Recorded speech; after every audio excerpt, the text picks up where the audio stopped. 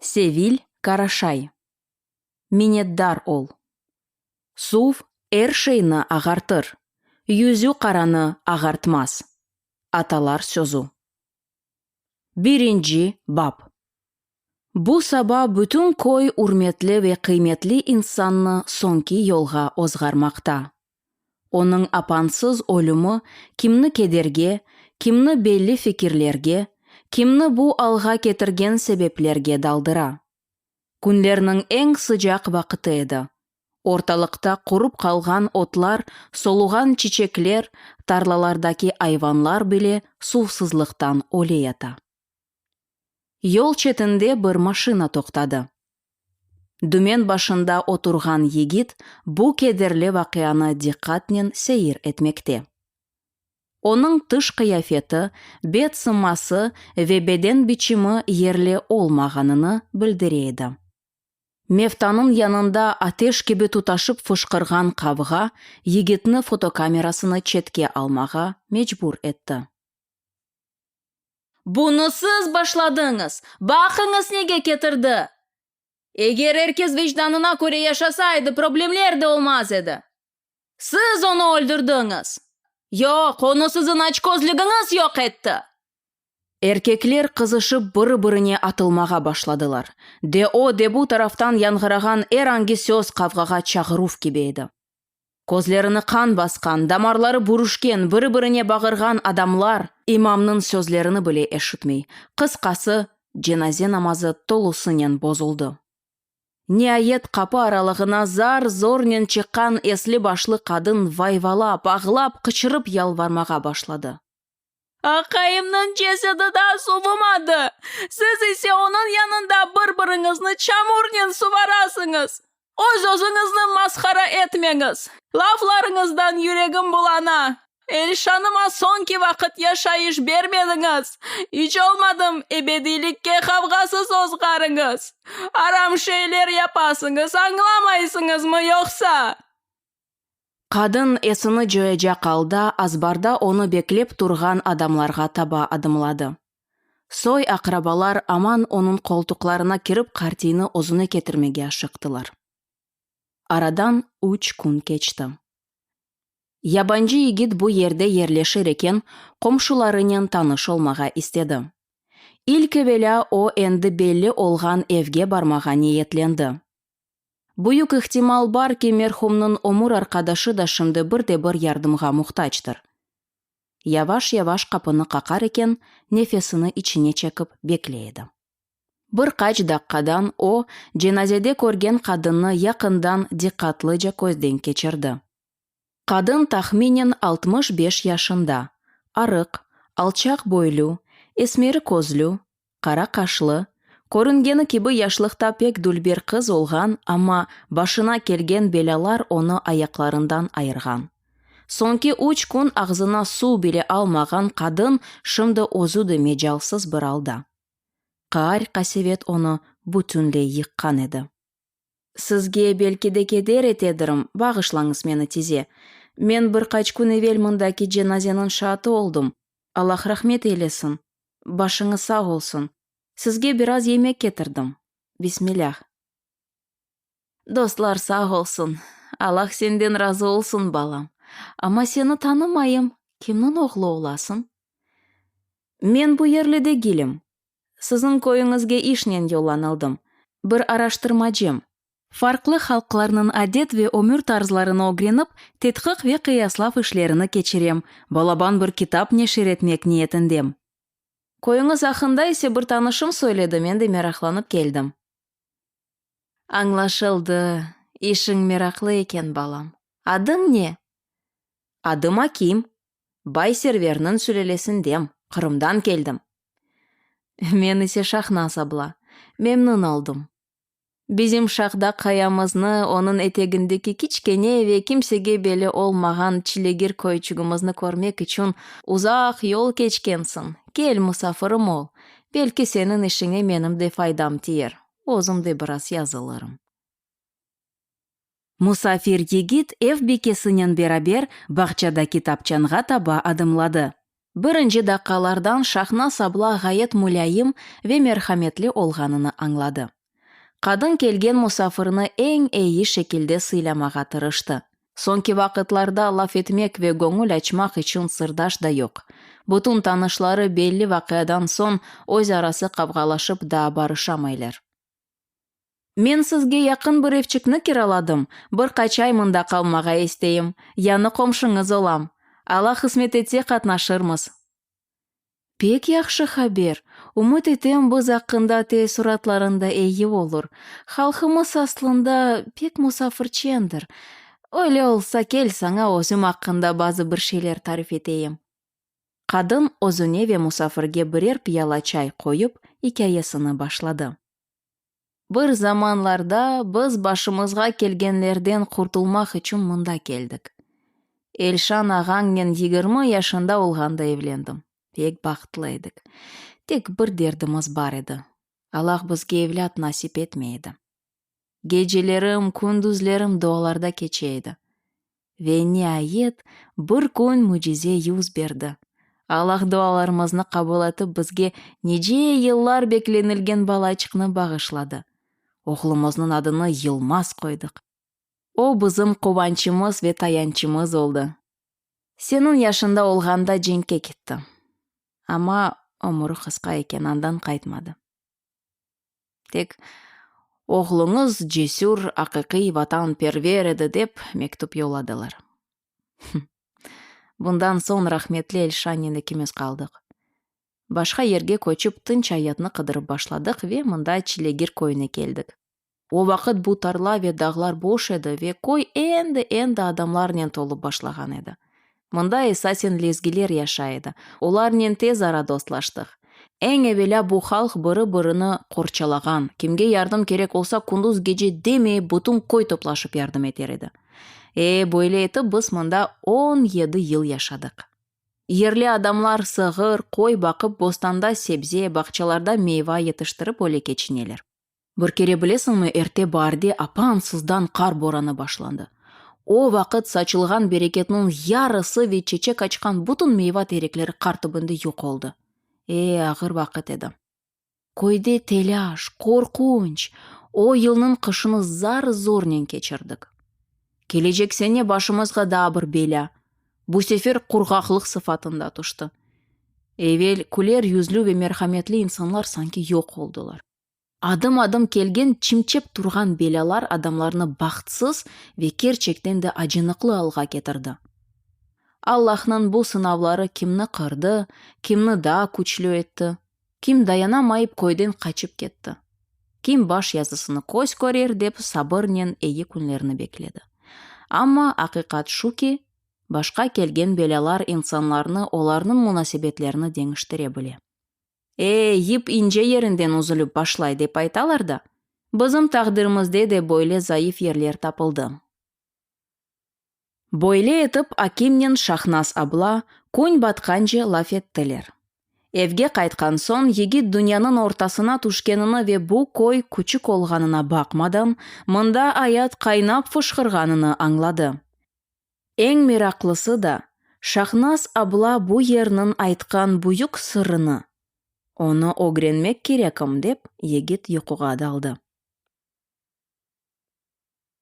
2. bab. Ertesi günü Akim etrafını biraz öğrenmek için yolga çıktı. Gün sıcak olacağı sağırden duyula. Yigit boş sokaklarını kezip büyük yolga çıktı. Onun sol tarafında Kusarçay adlı büyük özen, sağ tarafta ise yanı ve eski evler. Olar bir tarih, birkaç asırının timsalidir. Mında birinci kere kelgen oğlan bu yerinin dülberligine şaşıp kaldı.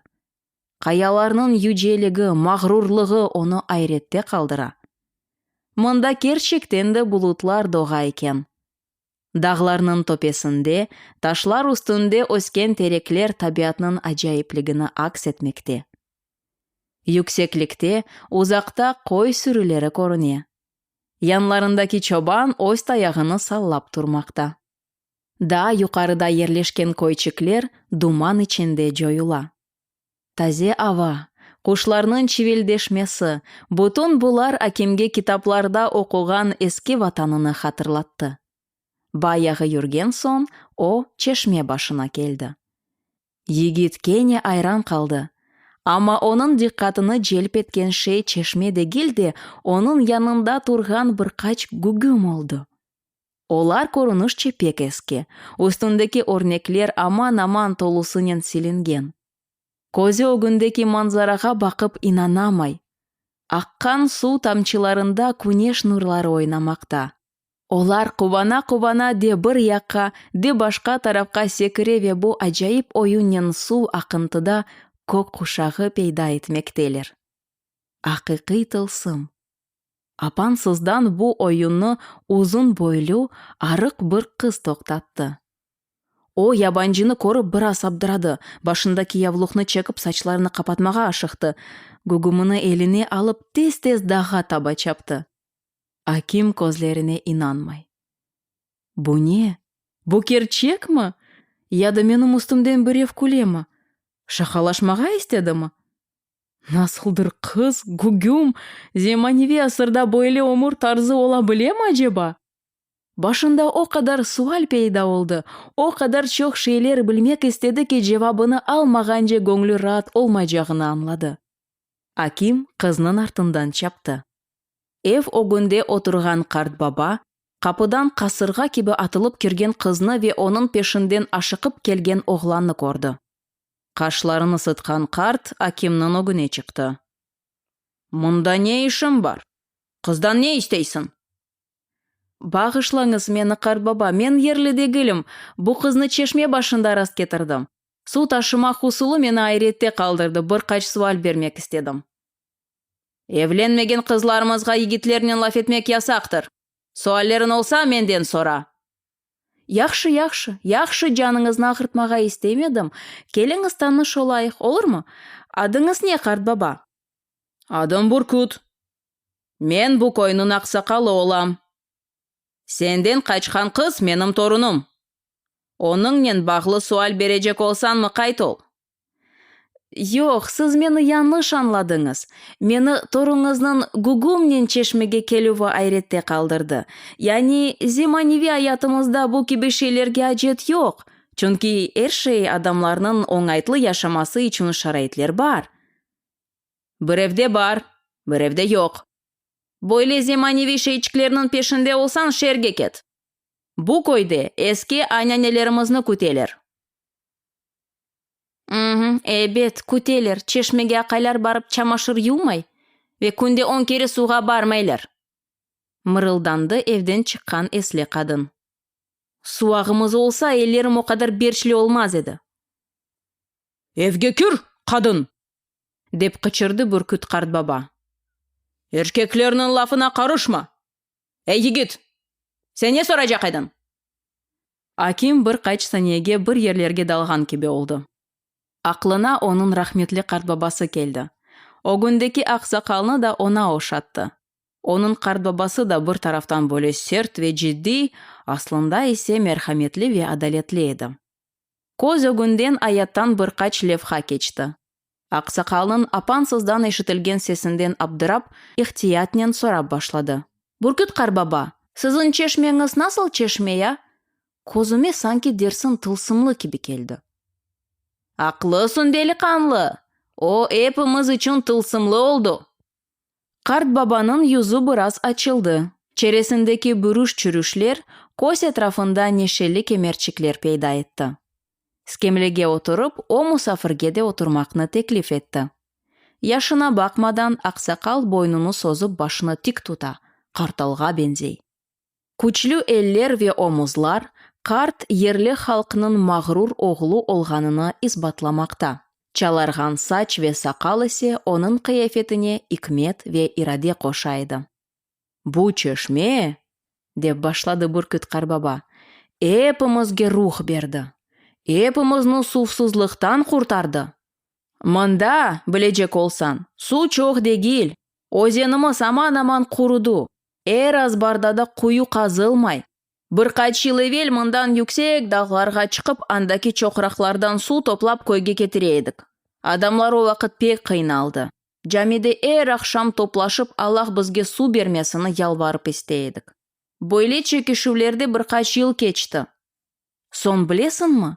Күнлерден бір күн эпімізні жема топлашуына чағырдылар. Рейсіміз пек heyecanlı еді. Рахметлі Эльшанның yüzü аля көзімін огынде. Мен бүгін тылсымлы бір туш көрдім, деп башлаған еді о. Санки мен геже малінде соқақта бір ышық көрдім. Недір деп евден шықтым. Тереклерінің артында сақланып гезледен бақып тұрдым. Бір заманда көктен мелеклер еніп, бір ерде топлашып башладылар. Олардан мужизеви нур сачылайды. Мелеклер айланып бірі-бірінен ойнай. Ама шу ан апай мені чағырды. Олар қорқып yok oldu. Мен ісе уяндым. Бүгін о ерден кечкенде бір мышық отырып сомағыны ювғанын көрдім. Зан етсем, бұл Аллахтан бізге келген бір белгидір. О ерде су бар, достлар, деп авучларыны чырпмаға башлады. Ғарип Эльшан, о вақыт она kimse инанмады. Сусызлықтан ақылдан азып башлады ғалиба, деп түшінгенлерде oldu. Заваллы, худжур адамлар, қач ел дуа етіп, ниет Аллахтан мужизе олғанына инанмадылар. Ама Эльшан сөзінде, емінлігінде қатты турайды. Бір қач күнден ішчілеріні кетіріп, о ерлеріні қазып башладылар. Бір қач афтадан су пейда oldu. O zellerinin en iyi şekilde en güzel çeşme kurdu. Ömrümde böyle dülber çoğırak görmegen edim. Bütün koyumuznen 3 gün bayram ettik. Elşan da o vakit akiki karamanға çevrildi. Hayatımız kene kaynap başladı. Bostanlar, bahçalar suvarıla, etrafta yeşil ot, olen, hayvanlarımız toq, et, süt, yağ çok. Ах чекті бүркіт қарбаба. İnsan өз келечегіні білсе, базы хаталарыны yapmaz еді. Амма олажаға чаре olmaz дегендер. Бүркіт қарбаба saatке бақты. Намаз вақты келді. Кел берабер намаз қылайық, сон үйлі емегіні де берабер ашармыз. Мұсафырымыз олырсын. Иера, Михит, софра hazırlаңыз. 3. бап. Көрішувлер субетлерден сон Аким койның сакинлері евелкі кебе муабет олмағанлары ве оларның араларында атта душманлық пейда олғаныны аңлап башлады. Себепте тезден белле oldu. Эртесі күн қавғанен башланды. Чешме башында топлашқан қадынлар ар намус, милли адет, тербие демей, бірі-біріні чиркин, пис сөзлерінен ақарет еттілер. Бірінің елінде бірер хортум. Бірі өз малыны чешме боғазына тықмаға әрекет ете. Бірі-біріні итеп, атта көтеклеші башладылар. Өз бостан ве бақчаларыны сусызлықтан құртармақ үшін бірі қаба адамға чеврілді. Озыны там мал кеби тұтқан қадынларының yüzлері қарарып қызарып башлады. Ниайет шамата гүдірдіге еркеклер чапып келді. Bazıları дабаға қошылды, bazıları четте сусып тұрды. Ниайет бұны көрген бүркіт қартбаба ұзақтан таяғыны салап. Арам көпеклер кебі не қавғалашасыңыз мұнда? Сізге су етмеймі? Бір чешмені пайлашып оламайсыңыз. Утанмазлар, тербиесізлер. Сіз яқшылықны ішті аңламайсыңыз. Дағларға тырмашып су ташығаныңызны ұнытқансыңыз ғалиба. Аллах бойлы епқаныңыз үшін сізні жазалар. Өзіңізге келіңіз, біраз мерхаметлі олыңыз. Деп қычырды. Бүркіт қарбаба сен кірішме. Деп атылды қартның үстіне комшу қадын диде. Менің 8 балам бар. Оларны насыл бақайым? Тізген жедвеліңізге көре менің невбетім 2 күнде бір келе. Мен насыл етіштірейім? 2 қолым бар. Бұл ярым саатлік суға аш пішірейім, бостан су барайым, чамашыр юайым. Бұл жедвеліні сіз Эльшаннен тыздыңыз. Олды, енді сен жевап бережексің. Насыл? Сөйле маңа, насыл? Насыл етіп кетіштірейім? Бүркіт қарбабан яшында қарт адамнен бойлы лаф етмеге аққың жоқ. Еріңні біл, ей қадын. деп бағырды комшу Мулкай. Озыңны не деп белейсің? Тек сен дегіл әпіміз бойлы яшаймыз. Ама сенің не ағзын тоқтай, не еллерін. Бақ башыңызға белі аулырым қадынсын демем, бойныңны қырып ташыларым қанымны қайнатма. Етер олан! Бірақ шу қадынны. Жесасыны сенсіз де алыр. Шымды әпіңіз дағылыңыз мұндан. Кемнің невбеті келген олса, чешме ағзына қортымыны тұқсын. Су меселесі қапатылды. Деп кестірді Бүркіт Қартбаба. Қадынлар сусуп, евлеріне дағыла башладылар. Бүркіт Қартбаба чешменің башында отырып терең көкүс кечірді. Ах, Эльшан, ах! Бұ чешме адамларының юзлерінің насыл ачқаныны шымды көреміз, деп терең ойларға далды. 4-нчы бап. Күнлер қарарды. Ава суықлашты. Көкні бұлытлар сарды. Көк гүдүрдеді, ама чилегирнің топрағына бір тамчы яғмур біле тушмеді. Ер қаранлық. Гежелернен қадапланған фуртуна ерлі сакенлерінің малына азмы чоқмы зарар кетірмекте. Кимніңдір араны, кимніңдір еві йықыла. Күндіз вегеже арасында фарқ қалмады. Адамлар евлерінден чықмайып сес солықсыз отура. Айванлар санки құтырған, бағланған еплерінден құртылып қачмаға тырышалар. Койде бір көшеден эшітілген хужур ве қорқынчлы мал сеслері санки ярамай бір шей олажағыны таздықлайды. Бір қач күнден сон, кой әалесі ажеле суретте меджлиске топлашты. Сөзні койның ақсақалы Бүркіт Қартбаба башлады. Юже Раббымыз башта бізні сынады. Sonra өз мерхаметіні көстерді. Бізді яқшылықны көріп шейіні ұнуттық, көр олдық. Шымда Аллах бізні тенбелей. Аваларға бақыңыз, ел есмесе япрақ тепренмез дейлер. Бұл қорқынчлы шейлерге біз өзіміз себепчі олдық. Бірі-бірімізні су үшін, аш үшін боғмаға азырмыз. Башымызға да бетер беле келмезден өзімізге келейік, достлашайық, муабетлешейік. Адамлар шамата көтерділер. Базылары айтылған сөзлерінен разы, базылары итирас етіп башлады. Амма ич кимсе первасыз қалмады. Қапыда тұрған Диде де артта қалмайып, өз фікріні білдірмеге ашықты. Қартбаба, сен өміріңнің сонында теміз чылдырдың. Аванын бізнен не алақасы бар я? Ола бойлы шейлер, кимерде яғмур, кимерде күнеш, кимерде фуртуна қопар, сен пек қабартасың. Емде жемаат қазаны атешсіз қайнар. Мен меселе өз қабатымны ичде көрмейім. Қорантам үшін геже күндіз тарлаларда çalışам. Оларға бір ділім өтмек тапмақ үшін жанымны чықарам. Маңа насыл идея olur? Өзіме енді женнеттен ер қазандым мен. Тәубе, айтқанына бақыңыз, Аллахтан қорқмаған. Бүркіт Қартбаба, сенді тұттырдың. Су, не суы я? Мен сіздің қайделеріңізні танымайым. Ендіден сон не вақыт істесем, барып өзіме шу алтын судан алажағым. Біріңіз мені тоқтаталмассыңыз. Деп одадан шықты Диде. Eycanlanған адамлар яры гежеге қадар мұнақаша етіп, бір араға келемеділер. Бұтын бұ вақияларының шаты олған Аким сабаға қадар қозыны юмып оламады. Эртесі күні Аким фотокамерасыны алып, чешмеге doğru yol aldı. Чешменің үстінде Диде енді етеклеріні яйып отура. Kimseni de su başına yaklaştırmay. Uzun boylu шишман қадын көлмегінің еңлеріні сывап талашмаға азыр еді. Uzun бурнының қапақлары қабарған, көзлері қан толған, янында тұрған де бір қомшыға, де башқа қомшыға көз ташлай. Yapmasa öyle Dide, kel insan жасына laf eteyik, anlaşayık, bırak şu kavganı, tabiatını gösterme. Yavaştan başladı Бүркіт Қартбабаның қызы Иера. Biz düşman değilmiz. Бірі-бірімізге sabırlı olmalımız, yoksa beraber yaşap olamamız. Rahmetli Elşan'ın hatırasına böyle yapmasan ne ola? Kel laf eteyik. Епіңіз şu Elşan'ı pek seveyсіңіз. Қараманымыз, білмем не, ойсе епіңіздің үстінден күлді.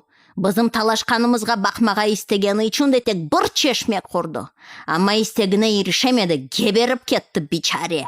Айды бақайым, не үшін бір қат чешме yapmadı? Бір чешме бізге азлық етежегіні білмеді ме йоқса? Ağzını kapat dide. Yılan gibi kadınsın. Oz azbarından bağırıp başladı Mulkay. İnsan bizge yaxşılık yaptı. Sen ise başının tepesine çıktın. Onun yüreği bizim kavgalarımızga dayanamadı. Mulkay buyuk bir taş alıp çeşmege taba çaptı.